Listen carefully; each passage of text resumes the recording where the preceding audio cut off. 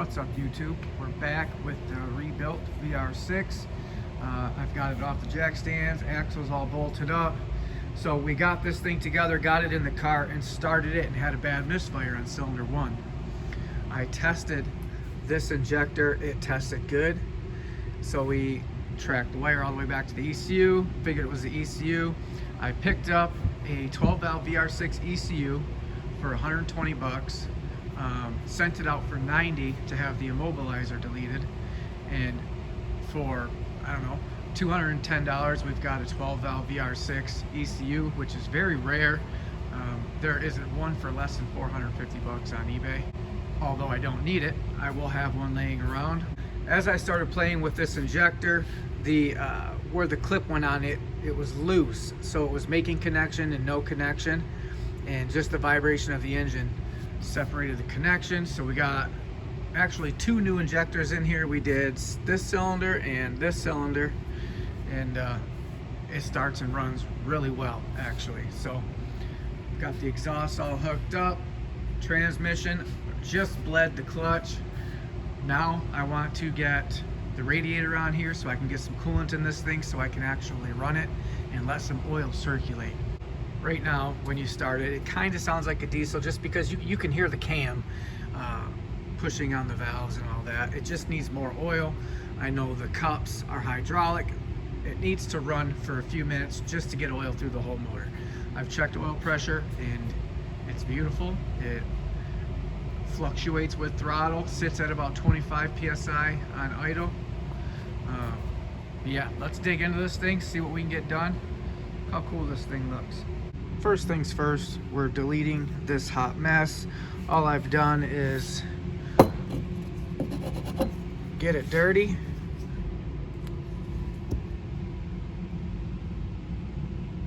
Stamp it on some paper, voila.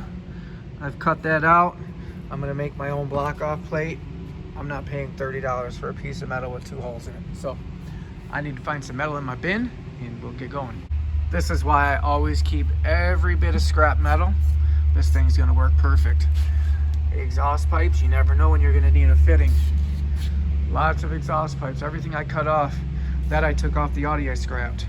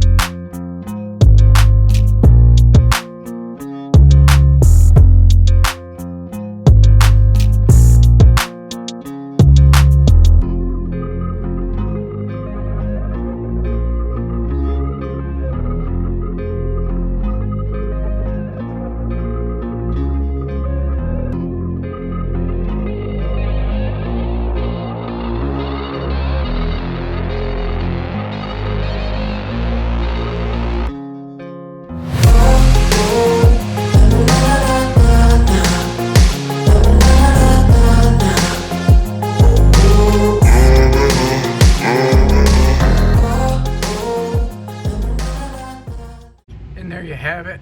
I built a block off plate for here. A lot of people sell the piece that goes inside there with the O-ring and bolts up there. I figured that's just easier. I can get it done, not have to wait in the mail. I figured I could get it done for free. It serves the same purpose. Before we dig in though, check this out. I found this on Facebook Market. Guy was asking 400 bucks for it. It was on there forever. I offered him 200 just, you know, on a whim, and he said okay. It's a Pulsar GT28, I believe 70R. Basically the same one as this Garrett. If you watch my shorts, you'll see that I rebuilt this Garrett with a new Mamba Racing bearing housing, whatever you call that thing. And I milled it out with a lathe to fit a GT30 wheel. Everybody says you must balance it. Well, when I called a couple places and took it, they say they do not balance dual ball bearing turbos. Don't ask me why, I have no clue. But the fact that I rebuilt this one, you know, I want to use this one because of the bigger wheel. I know it's going to be nasty, but this one's brand spanking new. It's a dual ceramic ball bearing as well. So I don't know, I'm gonna end up using one of those. This one already has the wastegate. This one, the wastegate got ruined in the accident. I thought about just welding the flap shut and going external. I don't know yet, but both the exact same turbo, same housing, same ports, everything. This one 800 bucks, this one 200 bucks. Got the front end back up just because this thing's so low to the ground. I'm gonna have to get underneath it and hook up some lines and some hoses. But I think we are ready to throw this front end back on. One thing I love about these cars is that the whole front end goes on in one shot. I'll put you on the stand and let's get to it.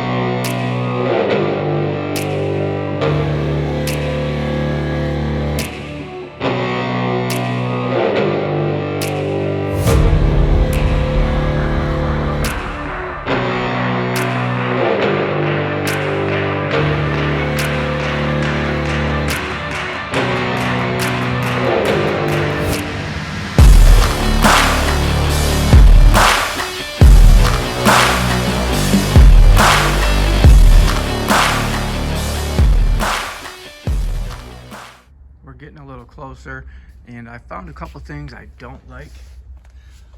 This wire harness here has got some bad wires in it. We need to go through that. And I've got a coolant hose that looks like it's kind of got a kink in it. I don't know what other way that could run. I'm gonna have to finagle with that. But it's basically a rubber hose that comes down to a hard pipe and plugs into this one, which looks like it's kind of kinked as well. So I've got, something's weird. Maybe I need to run this down and around and hook it up. But for the most part, I've got everything hooked up other than headlights and blinkers. I want to get some coolant in this thing so we can run it and actually let oil circulate through the motor. I'm letting power steering fluid seep down into the system, but front end's on. Looks like a car. If you watch my short form videos, I've been working on this a lot lately. We've been modifying this manifold for the wastegate. We modified our little adapter there to make our downpipe work. We're making progress on this thing. We've got to get a clutch line made up from the FRS down to the W58 slave cylinder. Looking into aftermarket intakes so we can keep that fuel rail showing, and making progress. So I'll be making videos on this soon. I want to get this thing done, get it running, get it up for sale, recoup some money, and get moving on some other projects. Next day, ready for round 2.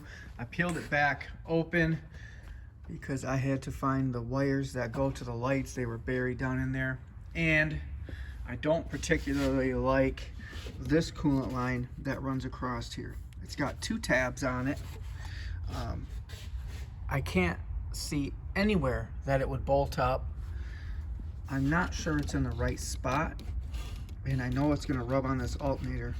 I don't want that, so I'm trying to figure that out. And this bulb inside here is being a pain. I'm trying to get that in. All right, we put a gallon of coolant in it. I don't see any on the floor yet. I've got my oil gauge, pressure gauge hooked up just in case. So that runs the purple light on the floor and the oil gauge. I think we're gonna start it, let it run, hopefully get some oil into these valve cups and this tensioner. Maybe this thing will quiet down. Right now it kind of sounds like a diesel, but I know it doesn't have oil in the top end. All right, let's fire this thing up. Should be able to let it run for a little while longer. Fire in the hole. Anticlimactic. All right, got the battery charger on it.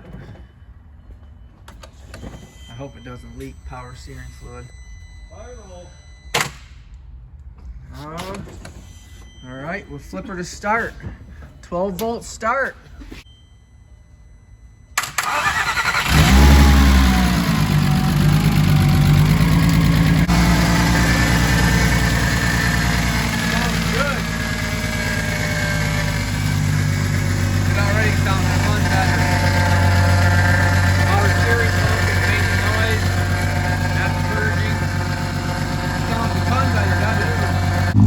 Sounds good though. It's healthy.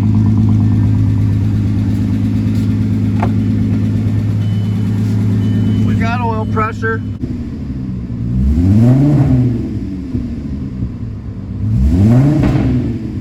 Sounds good.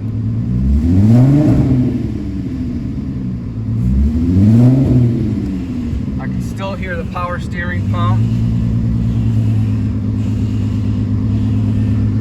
All the smoke coming off the motor.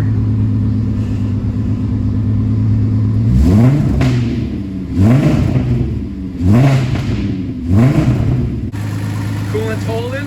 Yep. Yeah, buddy. No leaks. What the heck did we do right? That's weird. Dude.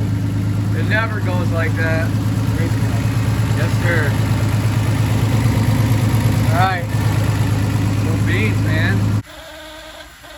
Well, I just shut it off, and this is what I get. And victory was short-lived. You can see it spraying out of the radiator right there. So it must have, I mean, the condenser has damage here. Whoever had this car before bottomed it out a few times. Oh, never mind, it's this line. All right. Well, it's just a hose, not the radiator, thank God. That's cheaper. And that's the hose that I was talking about earlier that had a weird pinch in it. I maneuvered it a little bit so that it wouldn't be rubbing on the alternator. It was kind of close, it was close to the fan.